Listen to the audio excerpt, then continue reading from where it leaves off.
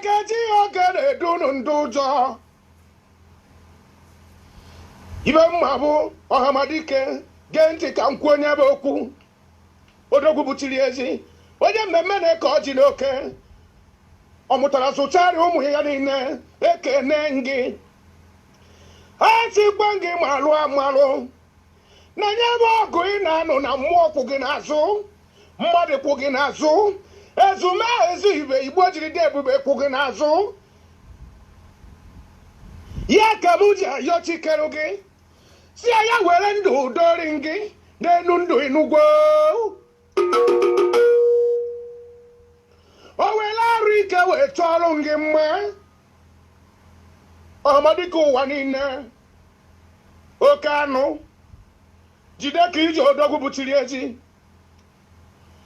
Maka ibe ị na-emere anyị dị anyị n'anya o.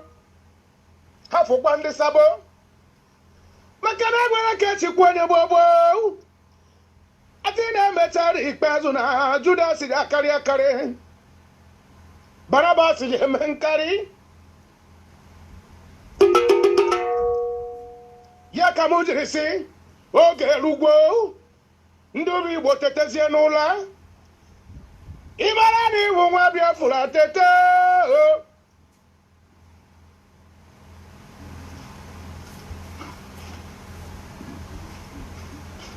Ya ka m ji nete anya. Mụba taka gụ nwana nka jiri dị ebube dịsie n'ike. Obere nwa na-echi na ibe nwa ba nne ya bụ orugodo bụ ochikwara ibe nna efutara onwe ya. Obodo emere m ibe ọjọọ ka njụ onye bụ ajụjụ. Indigenous people of Biafra ka njụ. Ayojere buru ụzọ baba ọbịa ka njụ.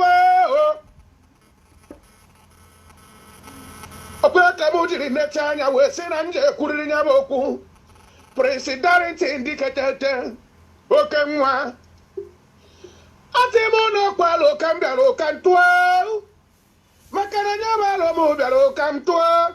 Ọkwa ka m onye oge odogwu nje chembe etoolu. Disappoint kwa na Nnamdi Kanu Enugwu. Maka na a na-enejere gị anya ọkwa nnene. Ati na nwata mebe ọfụma obodo akụbara ya aka ọkwa nne. Ya ka m jiri bịa ka nkụọrụ ha aka. Maka na ị na-eme ọfụma. Ekwekwere ka ndị abarakata bịa bịa.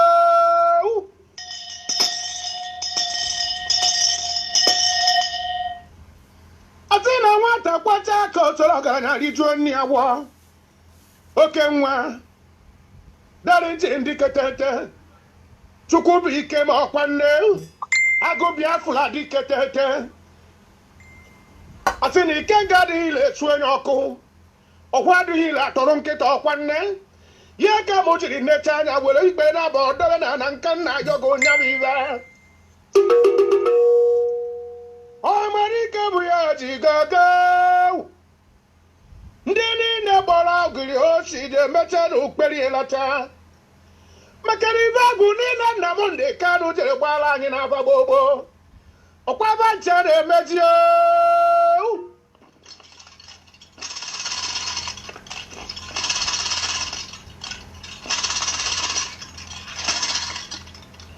Ọ bụrụ na ibe niile Nnamdi Kanu jere gwa anyị maka nduzu na-emechacha. Onye a ga-ekwu na Biafra eje ha bịa. Biafra abịagwo.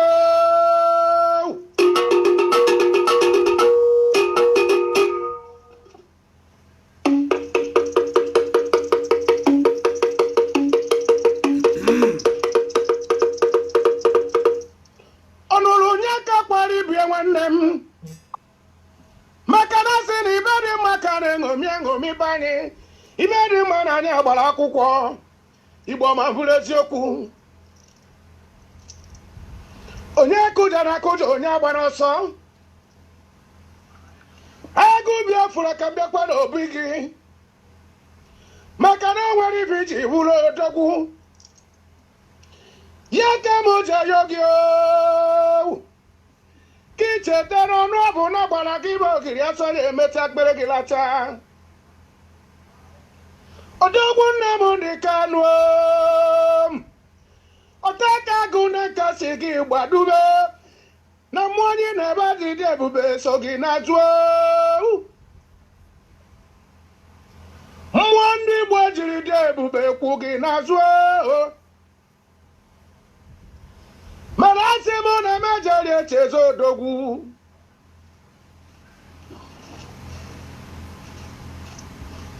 asịkwa m na mejọrị echeze odogwu onye ka m na-ekwu okwu ya anụ oke anụ ejedere atụ ama ọkwa dịketete oke osisi na-aba aga na mmanwụ ọgbakara ọrịa ndị iro dịketete ha sị m na ọ bụ gị bụ obere nwa ji aka wee nwụda gụ ọkwa gị bụ oke nwa eji eche mba eje olu oke osisi oke nwa na-aba aga na dịketete na Venezuela ka ị na-azọta ọnụ anyị ọma bụrụ nne ibe chọrọ ka m gwa m unu bụ jidenụ ka unu ji onye agbakwa n'ọsọ onye atụkwa n'ụjọ na-ekwe m ka nha na-ene m anya mkpụmkpụ emegbuo m ibe mana asị m na ọ bụrụ na onye mkpụmkpụ na-aga ọkwọ eji eme agụ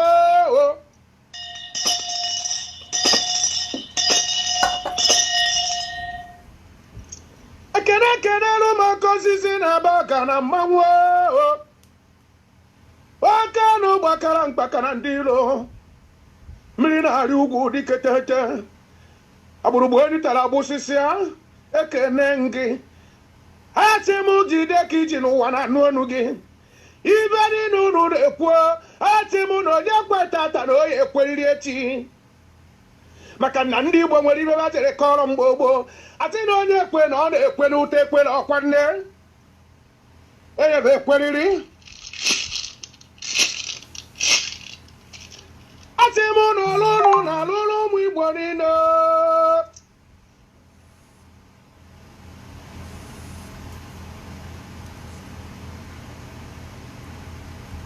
ọ na-ekwuru ụmụ Igbo niile ọkwa unu na-agọrọ ụmụ Igbo niile agha na-anụrụ ụmụ Igbo niile mana mmadụ mana mmụọ oke osisi gbakwa Nnamdị Kanụ na ọ naghị n'iyi n'ugwo gbakwara m President ya jide ka o ji odogwu buchiri ezi papa na-enye ji n'ọba ọkwa nne odogwu na mmafu a na-arị egbu awụ n'ugwo ọnụ m mana awụ oji aka amanye n'ike ọ dakarị moto ọbụla asidenti ọkwa nnene ya ka m ji bụrụ odogwu na-ene m anya asị m na oge erugwo mgbe ndị Igbo etete n'ụla maka na asị onye mebe ọfụma site onye ọkwa ibe mere eme agụ Biafra niile eme ọfụma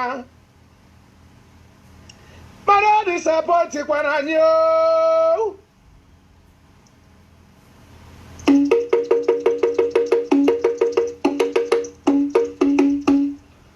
ọkwa ekwekwa n'obodo ma gbere nwa ọgba agba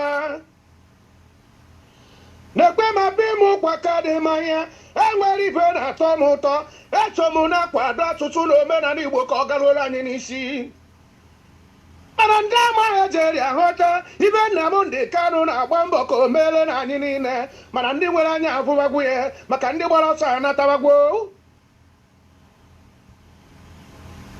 ha sị m ndị ibere na-eme ficha na anya ụnụ bata ịgbanwe ndụ gị anyị ya nabatakwa gị ndị be anya ọkwa nne nwetị na m ewe n'aka ji bụrụ odogwu wee jide ọgwụ n'aka wee kpakuwe kekere ụwa chekuke ala ọbụnago ya bịa kere ududo ka mmiri bịa ka mmiri bịa kere agwụ bara mkpaka bụ n'ugwu gị bịa kere oge erugbo agbara m ezumezu ndị mmiri gbara ndị ogbi mmụọ gbara na oke mmụọ dị icheche mba etoolu ha kpara m oke mmụọ n'ala Chukwu oke mmụọ ala Chukwu jide ebube bịa kere ya nọrụ gị ụmụ gị tọ n'akwa maka o kwere nka nghọta gbogbo ọ na-abụ karịba ejebe ụmụ Chukwu wee jejụba ajụjụ ebata n'ala Chukwu o kwere ụmụ Chukwu ya kọrọ gị akụkọ obodo ekweru sobekweru Nnamdị Kanụ onye agbakwa n'ọsọ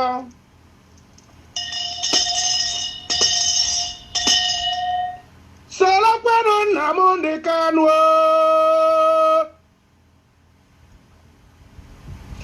sobekweru Maazị Ọkpara Eze Chukwubuike m President oke nwa agụ Biafra dịketete iji ụjọ were emenya bụ ibe Obu siri gị ike omeka ndị ya dike ndị kelere asị dị ha ọtụ ọkwande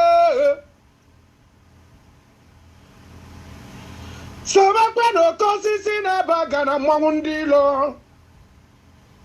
sobekwa n'oke osisi na-ebe aga na odogwu bụchiri eti onye mmemme na-eke ọjị n'oke esi sobekwu ya maka na onube na-ejekwa ọkwa akwụkwọ na-atọ ite esiri n'ọkụ oke osisi isokwe n'ibe eji eje mba eje olu onye agba akwana gị okwu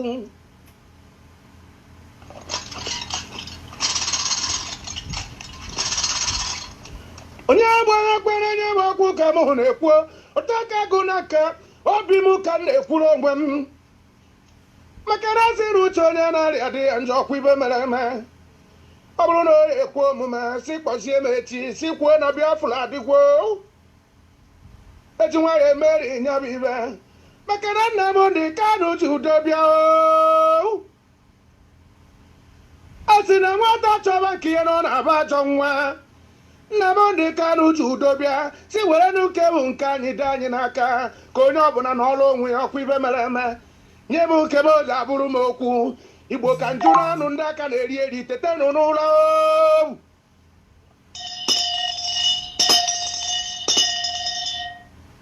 oge erugwa mgbe Igbo eji sọba onwebe mana asị m na-eje ma bịa ka nselebe ọkpa gbara n'igirige ọkụkọ bụ ya eji wee chụọba emenwụna m n'ezi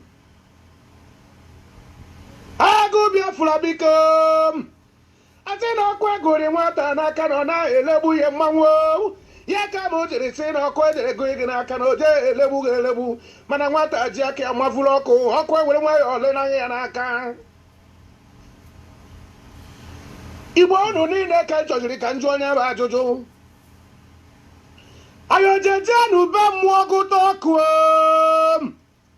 bata na be mmadụ ọnyụnaghị anyị ndị be anyị okwere omume ya ka m jiri si onye ọbụla tete n'ụla oke osisi na-aba aga na eke n'ọnụ Prince eke n'ọnụ Maazị Nnamdi Kanu eke n'ọnụ ụtaka agụ n'eke anagwalo Otaka Agụ ọgadịrị gị na mma. Good morning, good afternoon, good evening, fellow Biafrans. I have come again this evening to speak to my people. I have come again this evening to interact with my people. I have come again this evening to bring more gospel of redemption to each and every one of you that is watching us. If you think that you are a Biafran, you are a freedom fighter, you are a lover of freedom, share the program.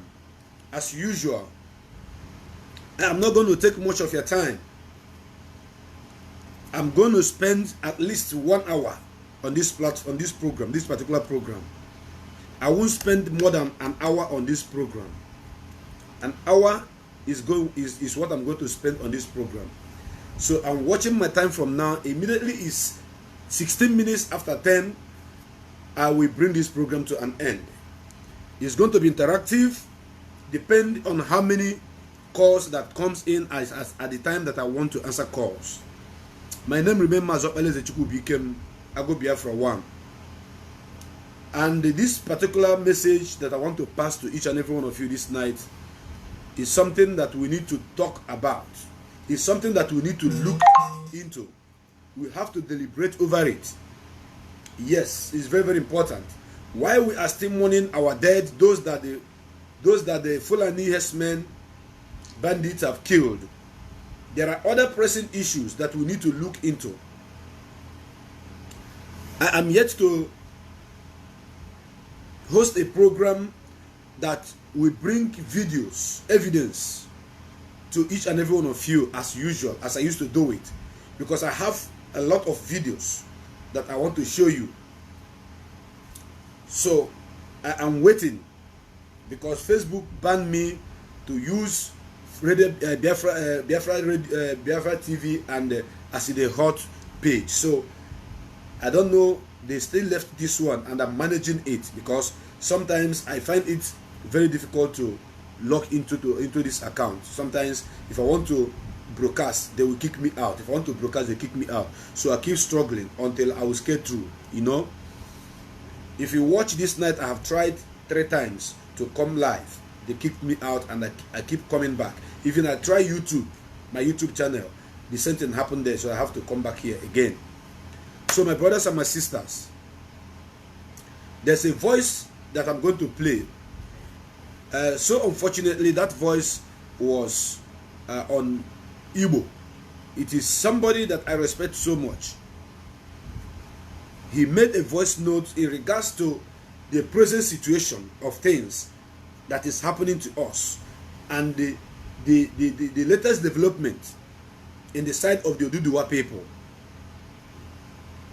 Now I want us to look at this very critically, because I want to discuss, I want to interact with you people, so I'm not going to talk much.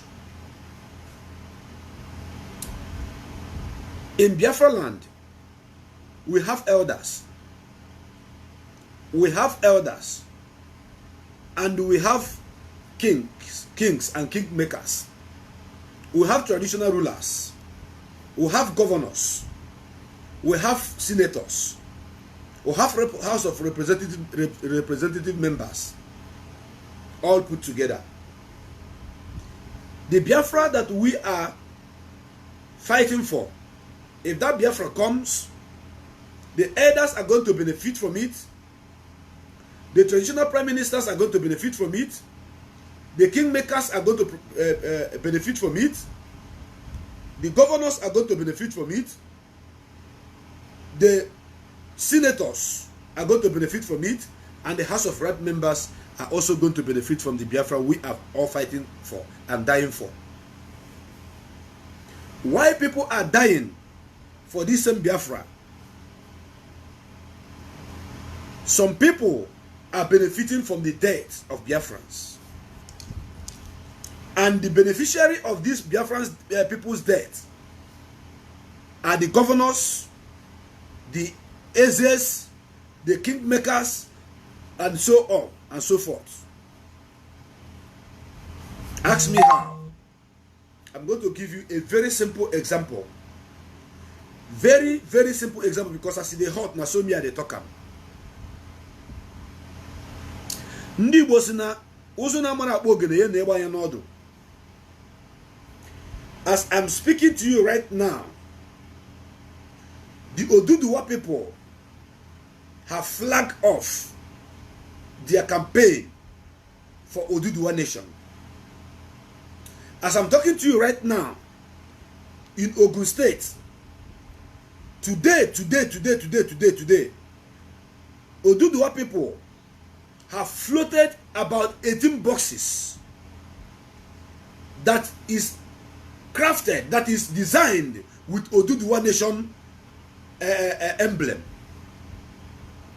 18 boxes that was painted, that is painted rather, with Oduduwa color. These 18 buses have plate number registered. And the Oduduwa people are out there telling the world that they want Oduduwa, and they have their own flag painted on the buses that they are using for their campaign. I want you to listen very, very good. I want you to listen very, very, very, very, very good. They painted a bus, about 18 pieces of it, using it for evangelism. They call it Oduduwa Nation now. They have their drivers that are driving them, carrying all their people, moving around, campaigning for their freedom. They are hosting their flags in Lagos, in Ibadan, in different places, in Abeokuta, everywhere. None of them have been arrested. I like what they are doing. I support them 100%. But none of them have been arrested by the Nigerian government. None of them have been shot and killed by the Nigerian government. Do you know why? Hold on. Should I tell you the reason? The reason is because now what are killing Niadielo Shinejo Abawaku? Any child whose father sent to go and steal, when he gets there, they use leg to break the door and enter with every pride because his father sent him. Because the elders of Oduduwas are behind the youths of Oduduwas. Because the kings, the traditional rulers of Oduduwas, the think tankers of Oduduwas, the people that matters in Oduduwa land, sat down and said, my children, go, we sent you. That thing that will happen tomorrow, let it happen today. Nobody have been arrested. Nobody have been shot. Nobody have been kidnapped. It is happening inside this same Nigeria. It is happening inside this same contraption. It is happening inside this same place where all of us are called one Nigeria. But God forbid, I am not part and parcel of it. Do you know why? Because all the leaders of Oduduwa people are backing them, standing with them. Kwechiri. Hey. In your own side, in Biafra side, your own governors with your own traditional rulers have sold you. They sold us and they collected money. And they gave the governors the impetus to call us terrorist organization. What do you people see? Are you seeing what I'm seeing? Are you feeling what I'm feeling? Excuse me. Are you with me? This is in the same enclave they call one country. One part fight for their freedom. The youth come out and fight for their freedom. Their fathers call their children terrorists. Their governors call their children terrorists. A leader that is as strong as iron, Igwe, floated a security network. The governors, the ministers, the House of Representatives, the so-called Igwes kick against them. And the governors invited the enemies, the army, the police, to come and kill them. But in the other side, in the western part, they floated Amoteku. Nobody touched Amoteku. They not only floated Amoteku, they funded Amoteku. They bought them, they even put it into law. They bought them cars, jeeps, they gave them kits, they give them gun. They signed it into law. They're paying them salary. As if the Omoteku has been compromised, they floated another security network right now. In case you don't know. And nothing has happened, and nothing is going to happen. Do you know why? Because Oduduwa people, their elders, knows what to do and when to do it. They said enough is enough, that they are done and dusted with Nigeria government, that they don't want Nigeria government again. They don't want Nigeria as a nation again. So Tinubu is just dancing skelewu for himself. But your governors called you a terrorist and invited army, Operation Python dance. Why is there no Operation Python dance in the West? Why is there no Operation Crocodile Smile in the West? Why did the crocodile only smile in the south, in the old eastern region? Why is the python dancing only in the old eastern region? Your governors have sold each and every one of you. Johannes and Dosh, Johannes and Dam, Johannes and Tempo, Johannes and Rana, okay, and Rana. They have all sold all their children, using the blood of their children to feed. There is a news that broke this evening that unknown gunmen visited Charles Soludo's house, killed about 3 policemen and abducted some people there. Biafrans, I have a question for you. Do you think that Oduduwa people value freedom more than our own elders? I mean their elders. Is that what you are thinking? That they understand what freedom is all about more than us. We that have been killed, 5.2 million people have been killed during 1967 to 1970, and this is 1945 they have been killing us. Now, as we floated our own security network, they came to Olu and they start bombing us. While we are evangelizing, just as they do what people are doing now, they keep killing us. They killed us at Headbridge. They killed us at Mpo. They killed us at Iguacha. They killed us at Aba Ngwa High School. They killed us at Enugu, in Ebonyi, in Imo State. They keep arresting our people. As I'm talking to you right now, our men are being arrested day in, day out. They are being kidnapped from their houses. But in the Yoruba side, nothing is happening. Nobody is touching them. Why? Because your own elders, your own fathers have given you away to the enemies. Your own elders, your own fathers, your own governors have given all of you away. That is why the governors for the Eastern region, all the elders from the Eastern region, all the so-called tintakers, all of you are going to get it hot from this youth. You people are going to get it hot. This is not incitement of violence, because you people have killed us enough, kidnapping us, killing us. How do you think that this generation of this youth are going to respect the elders that are using the blood of their own people? Money ritual, eating the blood money, collecting money on the head of your own children, bringing army to be practicing operation, to be parading operation python dance, and the python is dancing and killing your own children. In the Yoruba land, the python cannot dance in Yoruba land. Crocodile cannot smile in Yoruba land. Do you know why? Because their elders love their children more than you love your own children, because you hate us. I want you to share this program. Let this program get to Obio Furniture. Let this particular program get to Atezenukbo, Emekofo, Nozubru, Ifeanyi Uba, Roger Sokora Hausa.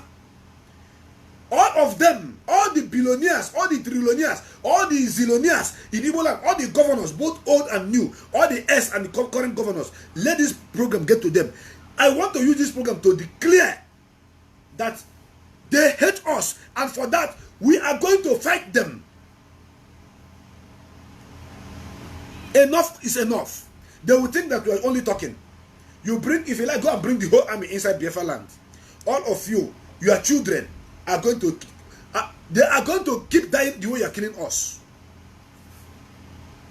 Your children, the governors, the ministers, the House of Representatives, all of you, the Igwes, all of you, look at the Yoruba people, how they are protecting their own children. You see how they are protecting their own children. You see how all of them are running around Sonny Igbogo, standing with him. But our own, they go to Abuja. Oh, anyway, they are not our own. They are a slave, charlatans. Go to Abuja shouting, bring Mazin and they come back.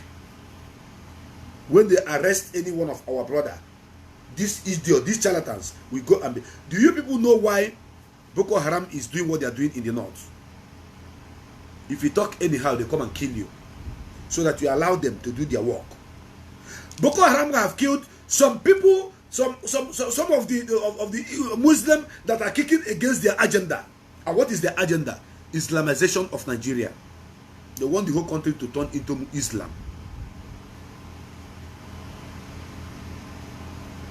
Because our youth look so docile watching you people.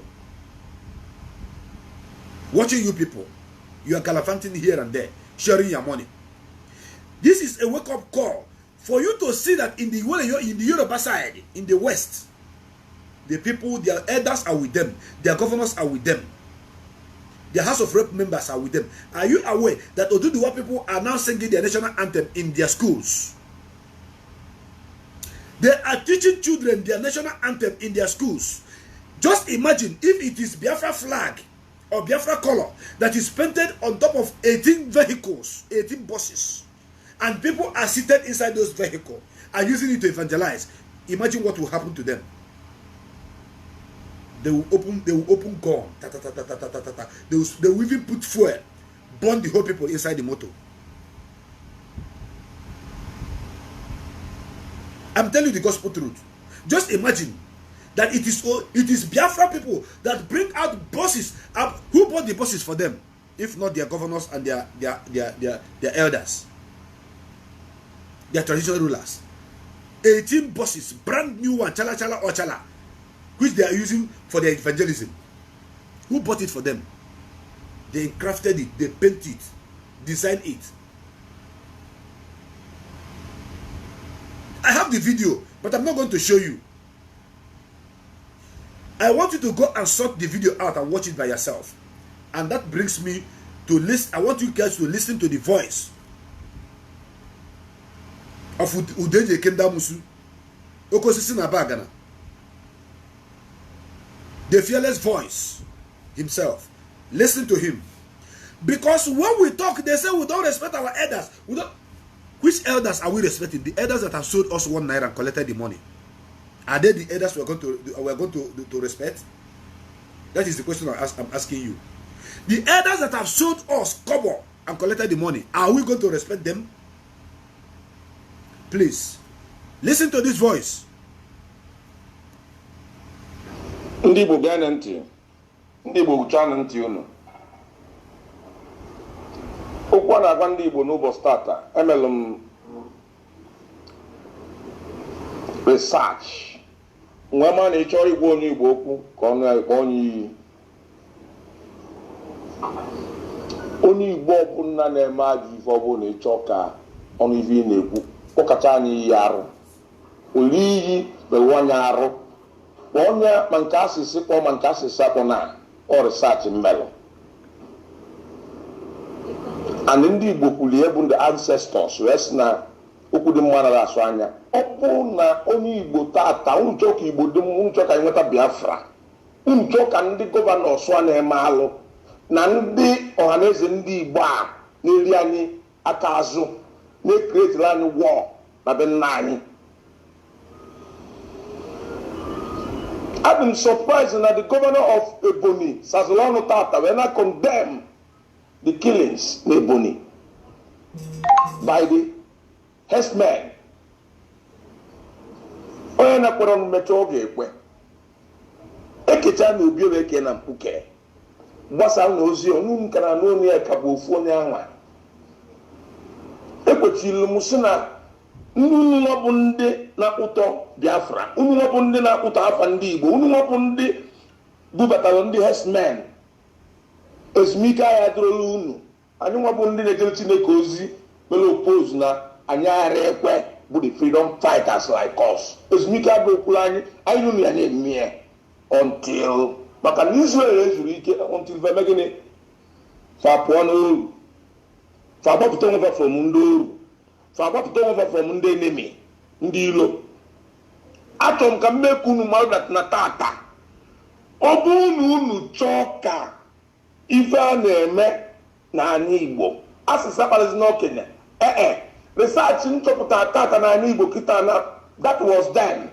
Mgbe asịsa kpalizi n'okenye agago because ndị okenye ndị anwa anaghị akpali bụ ancestors anyị kwuru onwe fa ugwu. Fada zụta oke anyị the right time, fa protect anyị bụ ndị okenye, bụ ndị ancestors anyị bụ ndị okenye mee ka ife niile gbasara ndị Biafra gbasara ndị Igbo dịla anyị. Nọ ndị kịta akpọzila onwe ndị okenye bụzi ndị na-akpụta anyị na-ele anyị na ndụ ma ya nwụrụ anwụ. Eso m na onye sirisi ekwutọzi na ndị okenye mana ebiriwo m si onye ọbụla bụ onye okenye anyị filu na ọ nara emeta ya iyi ka anyị ebidogodi na ya ọ nke mana n'ọsịsọ okwu dị mmadụ na-asụ anya ejigoro nwayọ okwu onye wee okwu vanụrọ gekwanụ ntị o.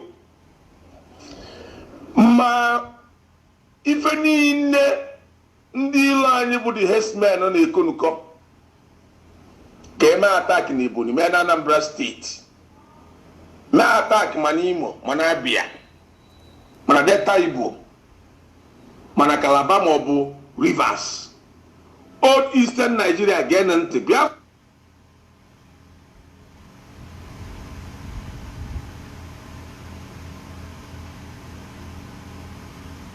Excuse me, please. Sorry for this thing.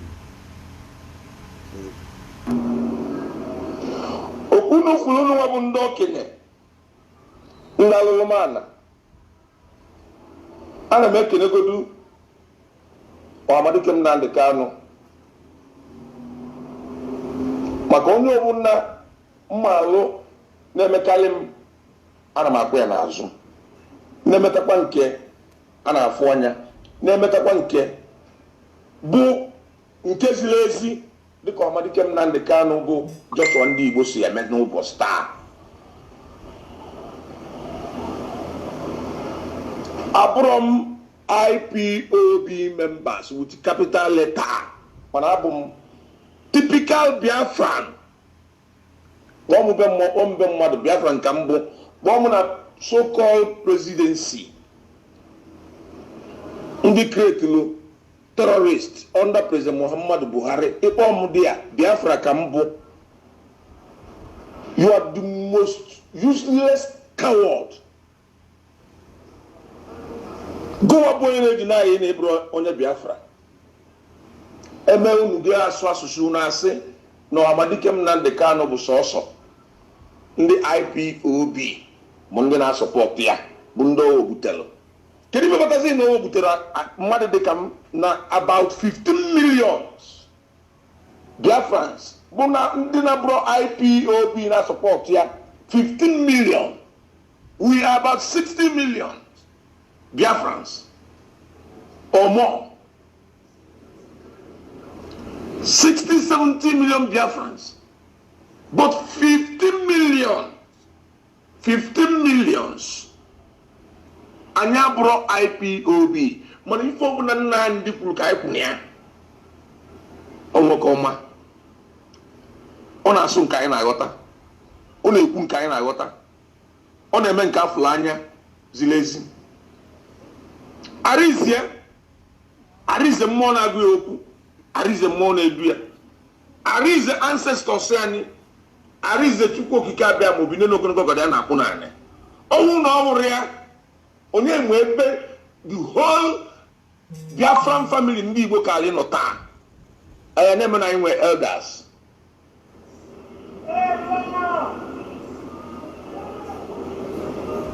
Ọ elders ndị na-ele anyị na ndụ. Ka ọ elders ndị na-ezu anyị ori na ndụ. Ka ọ elders ndị decide na enemies anyị kaba mkpa. Na ndụ ndị dara igbu anyị bụ ndị deserve ịdị ndụ. Anyị nwepụ ndị deserve ịdị ndụ bụzi ndị deserve ịnwụ anwụ dịka ndị ancestors anyị si eche. What a madness.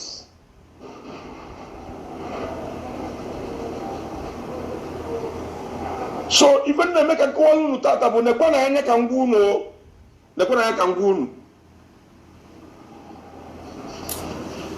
Unu na anya during the Biafran war.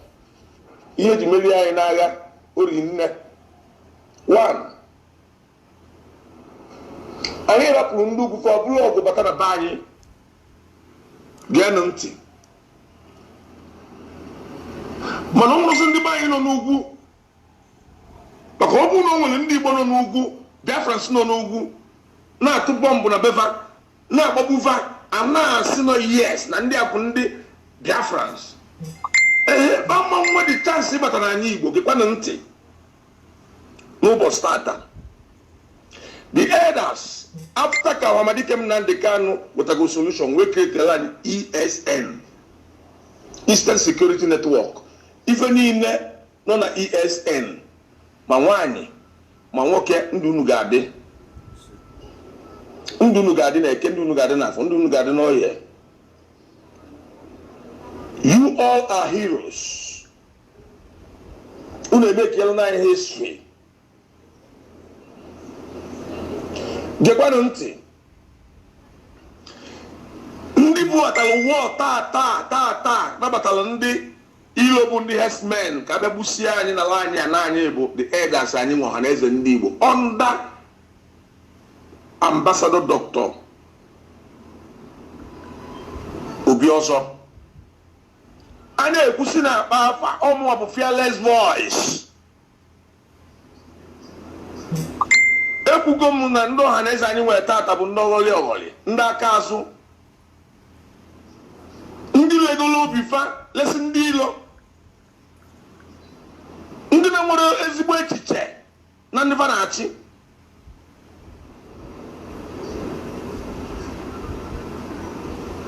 The governor of Ebonyi State, congratulations. N'ụbọchị tata na ịkọndemụlụ masaka ndị herdsmen masakalụ ụmụ Igbo ụmụ Biafra. Ịnakwara for since iji bata n'ọchịchị as governor Ebonyi State, he condemned the atrocities, genocide under President Muhammadu Buhari na committee with ụmụnne ya ndị herdsmen na Old Eastern region na Biafran land. But taa ometụ imi ometụ anya egbuo na more than 30 people na your state by herdsmen. You ever say condemn ya? Congratulations. Onye mee nke dị mma si jee anyị ike maka na ikwu eziokwu fere arụ. Gekwana ntị ụmụ Igbo, ndị anyị na-aya tata bụ ndị okenye anyị na the governors na senators.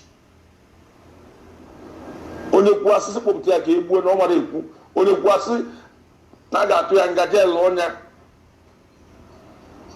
Na ife niile bụ ife nọ na prison tata bụ ndị IPOB na nwere egbe fe nwere mma ụmụ Biafrans nakwa ndị Yoruba na fe kreti na Oduduwa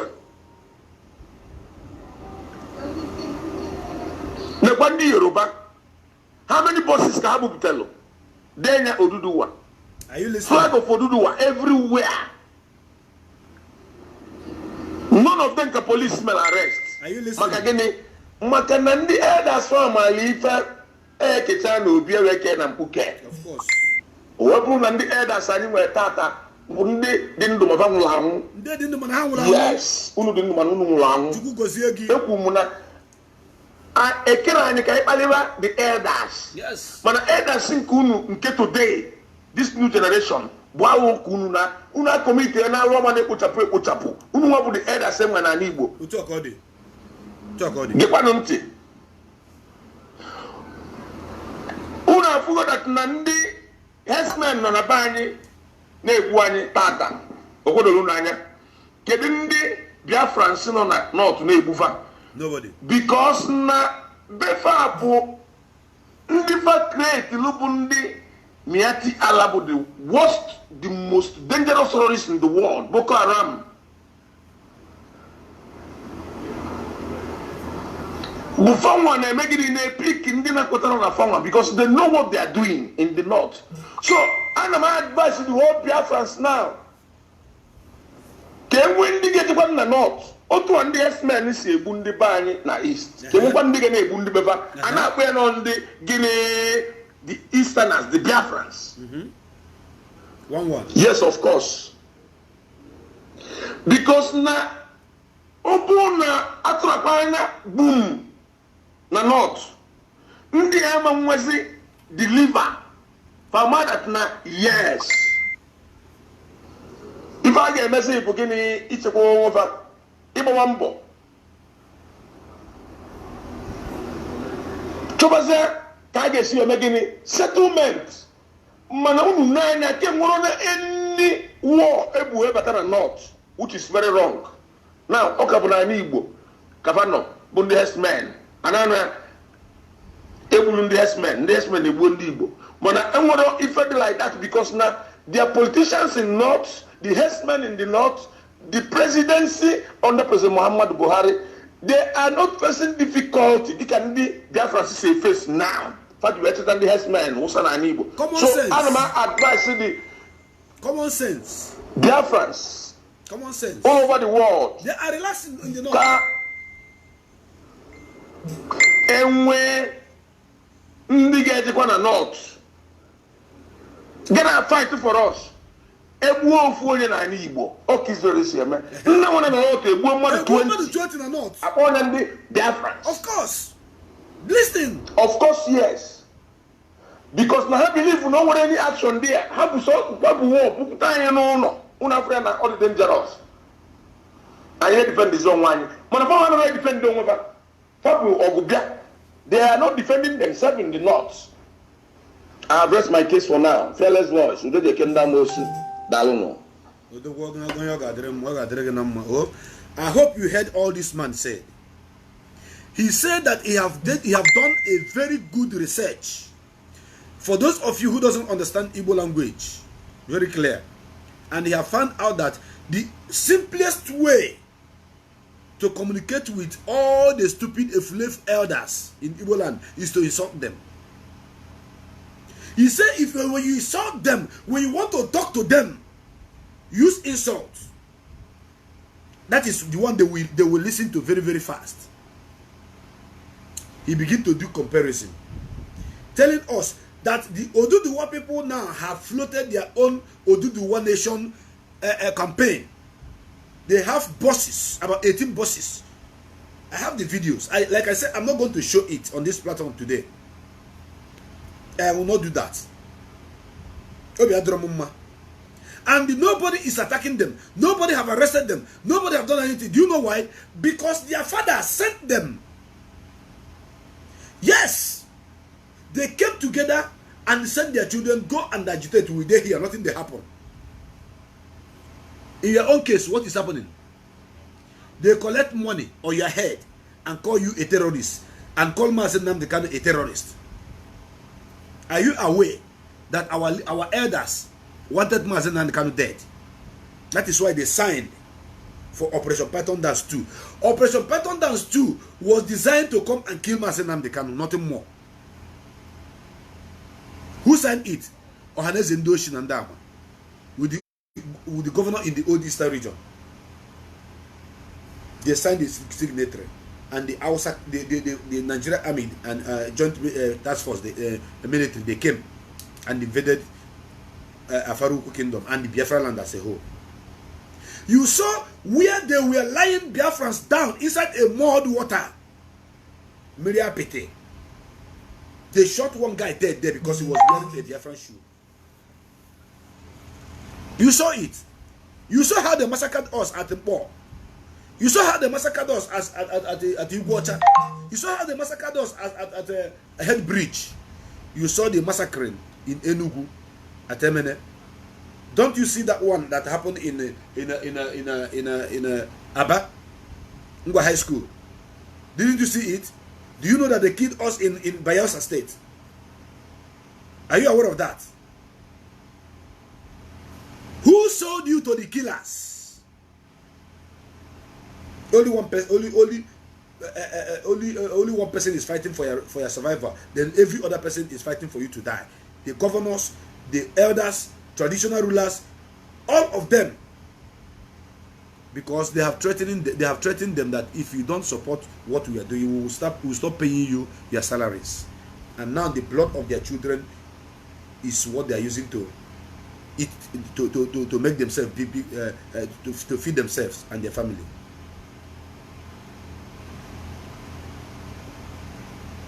I am telling each and every one of you that is watching this video to know that time has come when Ohanaeze Ndigbo, Ohanaeze Ndosi, Ohanaeze Ndama, Ndempo will call a meeting. Nobody will listen to them.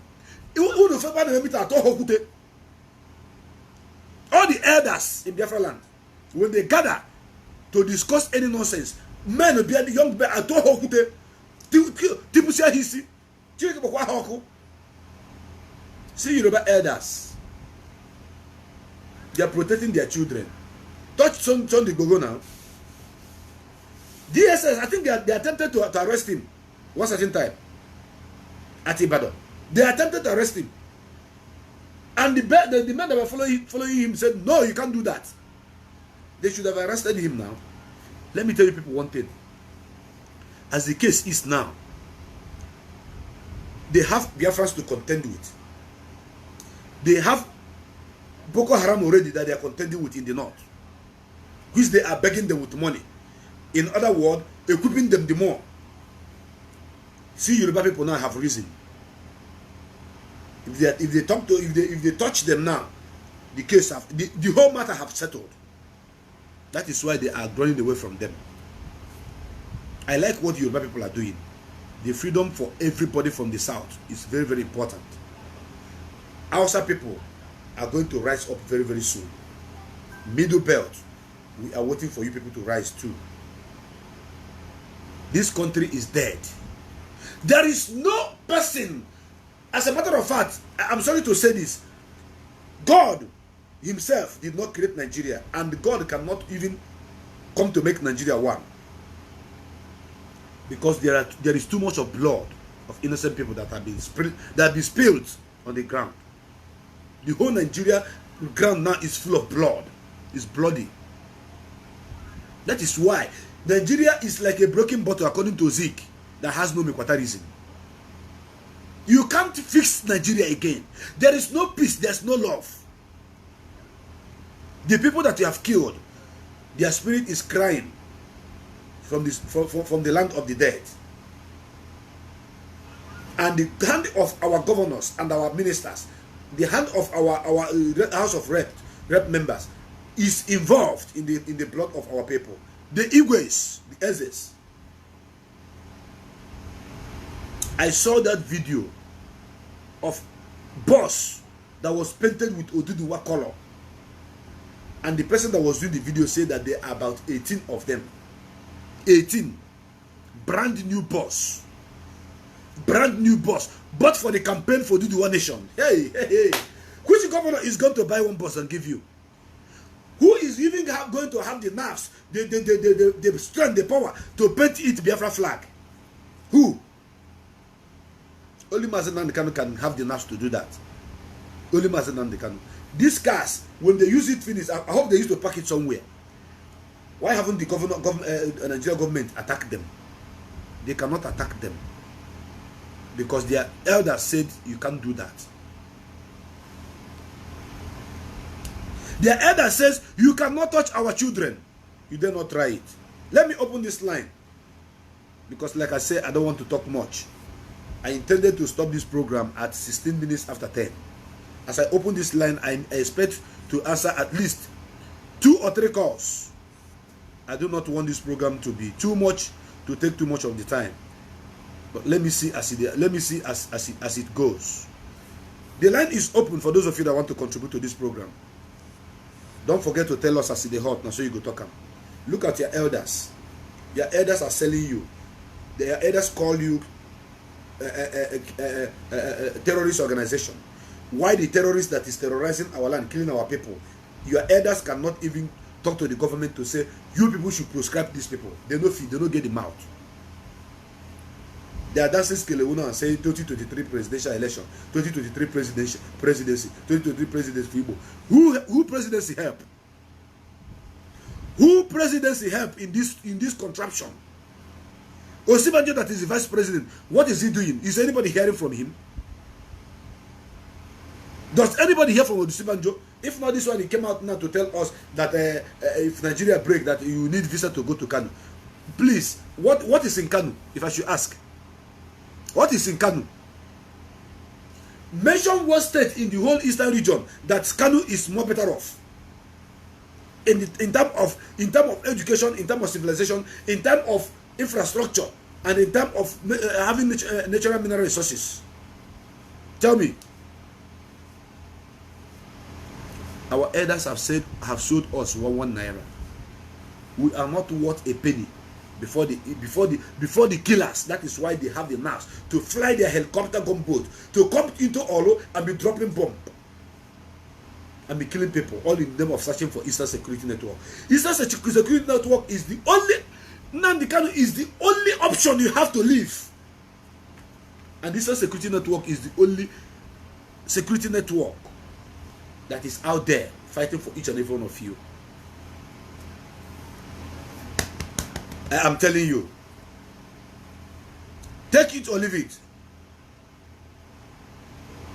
I say you should take it or you leave it. Now, there is an information that came to my news, to my inbox this afternoon. That information, you people know that on this platform, I don't broadcast anything that I hear. I don't say anything that I hear on this platform. I make sure I verified whatever that I said on this platform.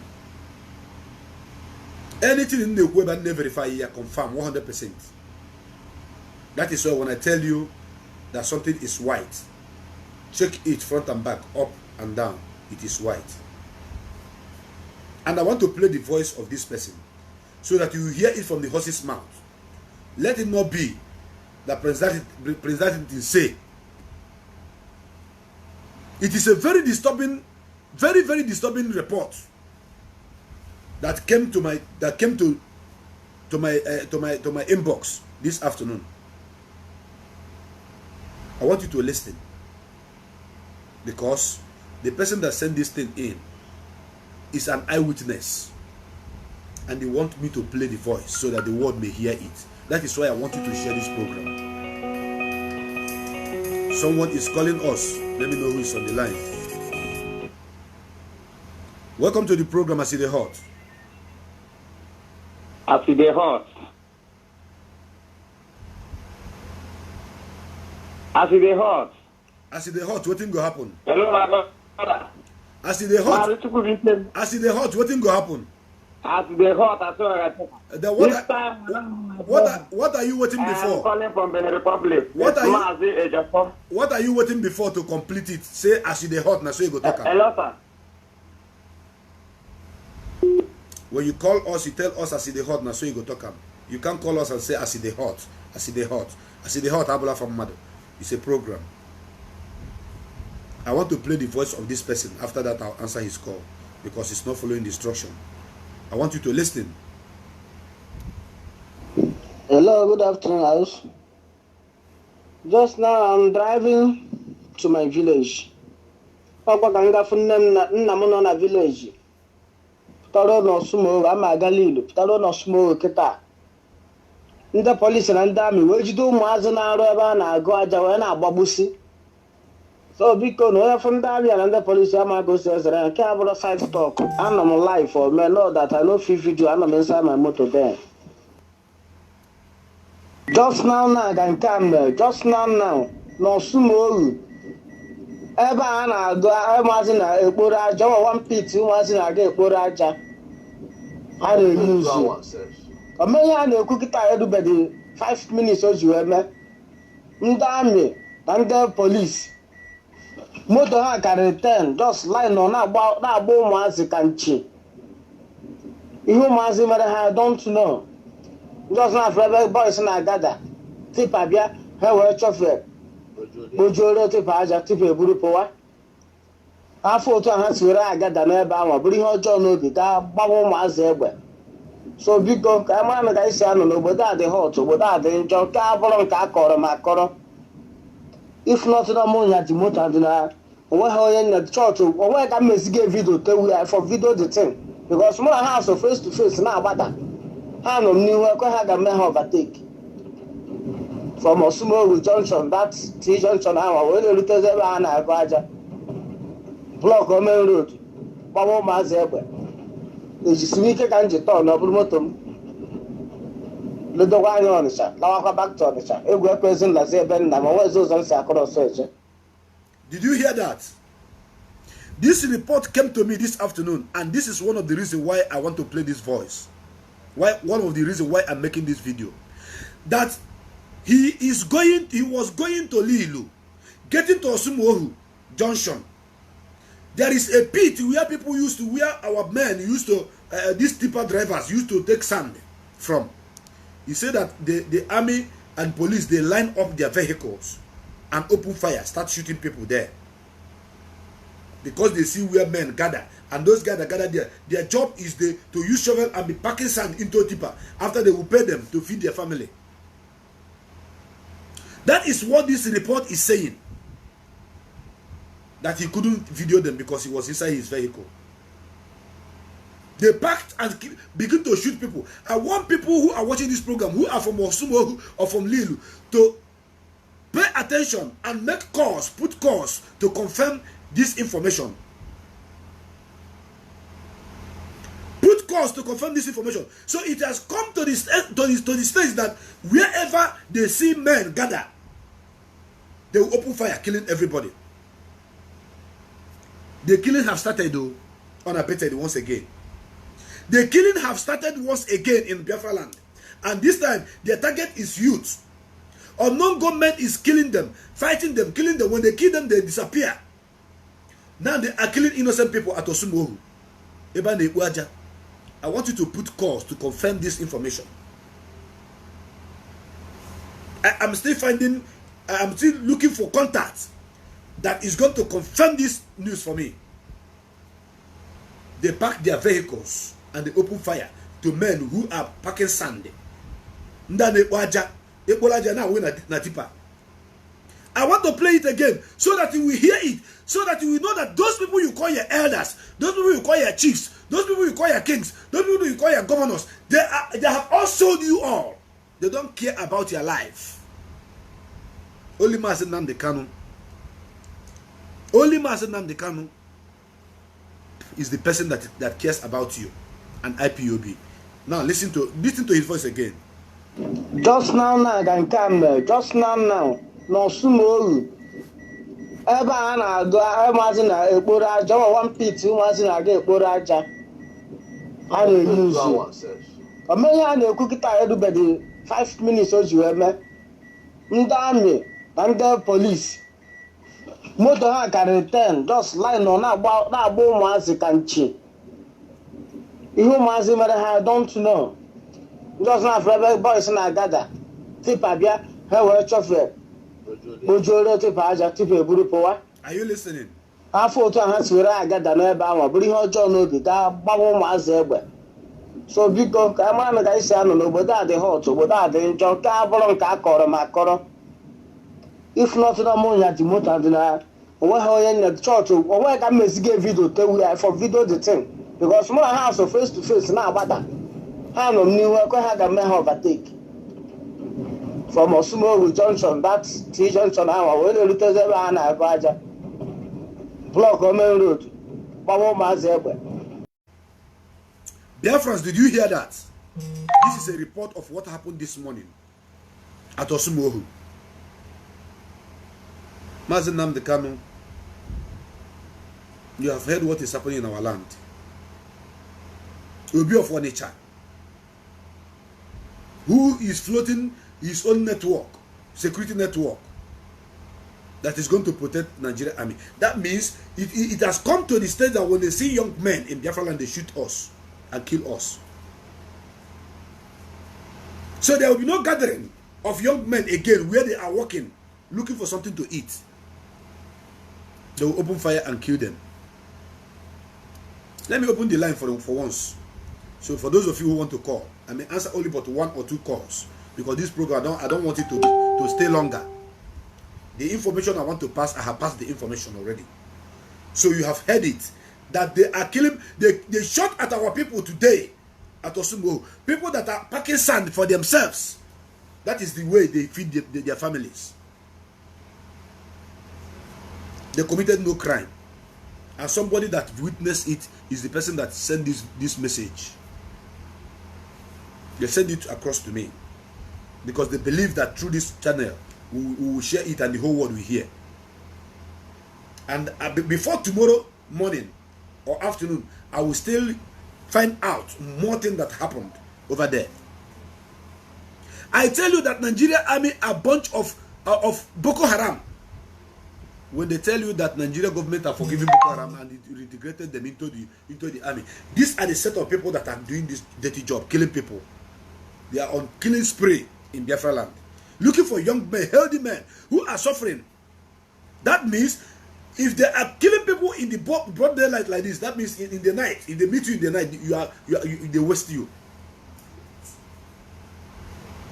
That means when they will see you in the night, they will waste you. It has come to the stage whereby everybody, when no blow ditch, when the brilliant arogi, abago mamba.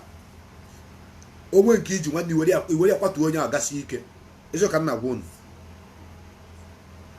want to make our land very hot for us.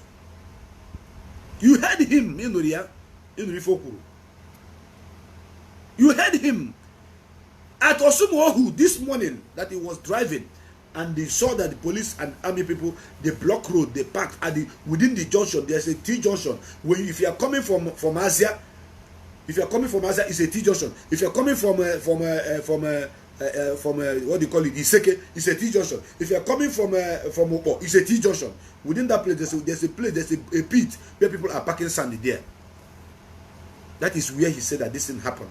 They park their car, begin to shoot those guys. For how long are we going to be suffering this?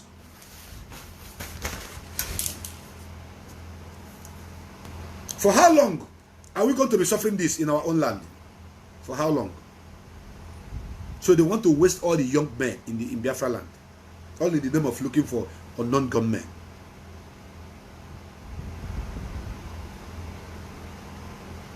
It is too much.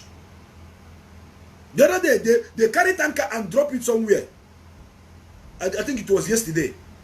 They carry tanker intentionally and drop it somewhere. And that tanker burned the whole building there. This is weapon of warfare. They are using every arsenal, everything they have to destroy our land and kill our people. But this time around, they packed where they see men gather and open fire, begin to shoot them. That wouldn't stop the unknown government to keep killing them. It is well understood. My brothers and my sisters, if you are watching this program and you are not supporting IPOB, you are not supporting Biafra restoration, your life is like that of a chicken that the owner can carry it on Christmas Day, on Easter Day, or any day and kill it and use it to do pepper soup. That is how your life is. The Oduduwa people are agitating for their freedom, and their elders are standing with them, and nobody is touching them, nobody is arresting them, nobody is firing them any gunshot. But in your own land, your own elders say that you are terrorists, and they are firing you, killing you, kidnapping our people. As I'm talking to you right now in Anambra State, a lot of people have been kidnapped. A lot of people have been kidnapped. This morning they kidnapped Obase, and they kidnapped so many IPOB security men because we are Biafrans. Because we are Biafrans. And if we don't come out to tell the world what is happening, how are they going to know what is happening? And all these people you call your leaders that are keeping quiet, that have sold us and they are keeping quiet, watching while they are killing their own children, their own life and their own children is going to be as they are killing other people's children, their own children will die too. That is it. They are preparing for 2023. 2023. If you are waiting for 2023 Igbo presidential election, may God punish you, punish your family. Any governor, anybody that is talking about 2023, God will punish. You see Soludo that is coming out for Anambra State gubernatorial as Anambra State gubernatorial candidate. You hear what happened to him? That unknown government visited his house. They killed 3 policemen and kidnapped some people. You see what is happening? Do you see? And when we talk, you say we shouldn't talk. And you are not even doing anything to protect your own children because you have sold all of us. Ndị Igbo mụrụ n'anya na chefona. Mụrụ n'anya na chefona. Let me play this voice for once again. For those of you who have not listened to it. Listen. Hello, good afternoon, house. Just now I'm driving to my village. Papa kanga funne nna m nọ na village. Pụtara na Osumo, ama aga Lido, pụtara na Osumo kịta. Ndị police na ndị amị wee jide ụmụazị na-arụ ebe a na-agụ aja wee na-agbagbusi. So biko no ya from that and the police am go say I care about 5 talk. I'm on live for me know that I know 5 video I'm inside my motor there. Just now I can come just now no Sumo ebe a na-agụ ụmụazị na-ekporo aja one pit ụmụazị na-aga ekporo aja a na-eyuzu omenye a na-ekwu kịta erubeghị 5 minutes o ji wee mee ndị amị na ndị polisi moto ha karịrị 10 just line nọ na-agba ụmụazị ka nchi ihe ụmụazị mere ha don't know just na-afụ ebe boys na-agada tipa bịa ha were chọfe ojuoro tipa aja tipa eburu pụwa afọ otu a ha si were agada n'ebe ahụ bụrụ ihe ọjọọ n'obi gaa gbawa ụmụazị egbe so biko ka a mara na ka isi anọ n'obodo a dị hot obodo a dị njọ nke a bụrụ nke a kọrọ ma akọrọ if not na mụnya dị moto dị na onweghị onye nne chọọchị onweghị ka m meziga vidio tewu ya for video the thing because mụ na ha so face to face na-agbada ha nọ m n'ihu ekwe ha ga-eme ha overtake from Osumoru junction that T junction ahụ wee na-erutezi ebe ha na-agụ aja blọk main road gbawa ụmụazị egbe ejisiri ike ka m ji tọọ na ọ bụrụ moto m ledokwa anya Ọnịcha lawakwa back to Ọnịcha egwu ekwezi nlazi ebe nna ma nwezi ụzọ m si akọrọ ọsọ eje. And on that note, I am going to bring this program to an end this night. For some of you who doesn't understand the Igbo language, please ask somebody to translate for you. This is what is happening in our land.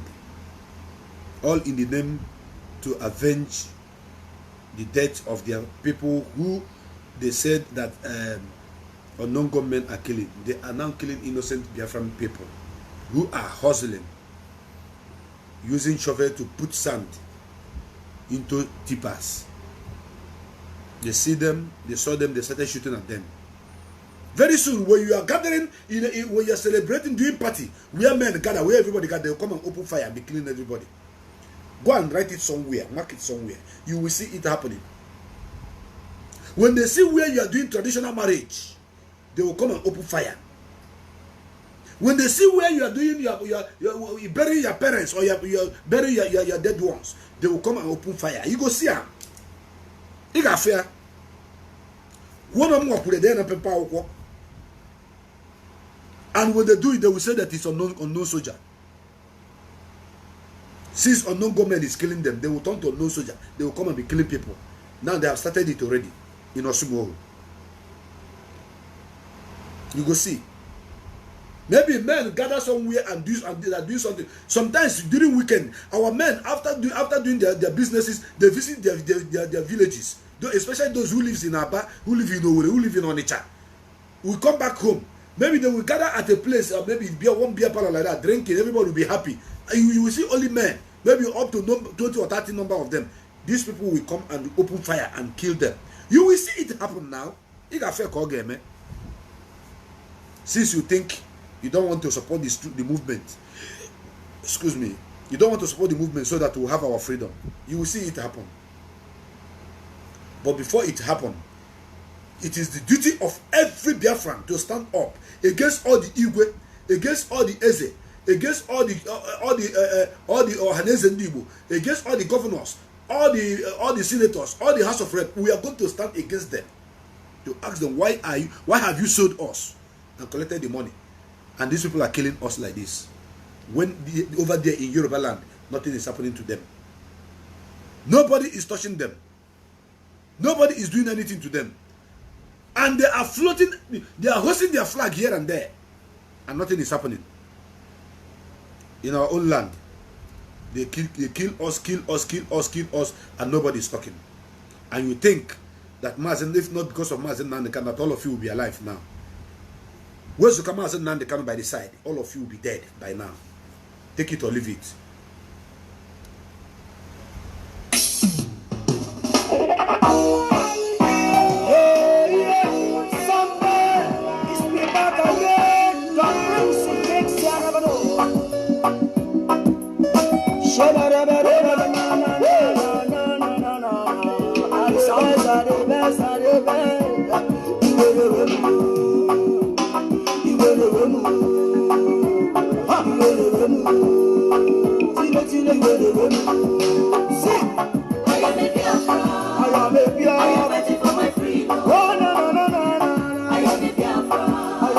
I am fighting for my freedom.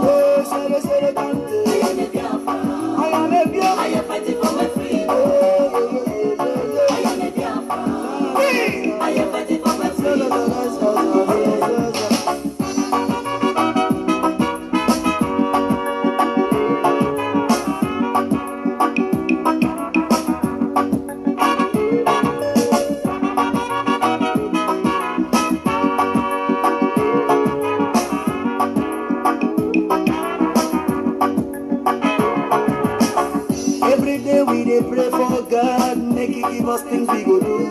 Someday, every day we dey cry on God, make He give us a good leader. Hey, make them look the way them they kill my people. They make me they cry. Make them look the thing where they happen for Nigeria. They make me they wonder. I say kill it, and they burn it, they scatter.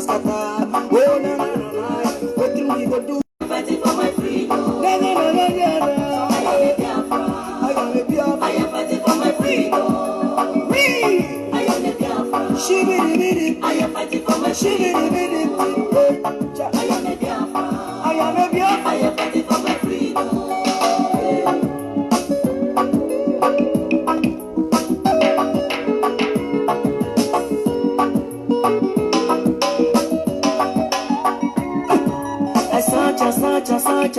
Search, I no see. I run, I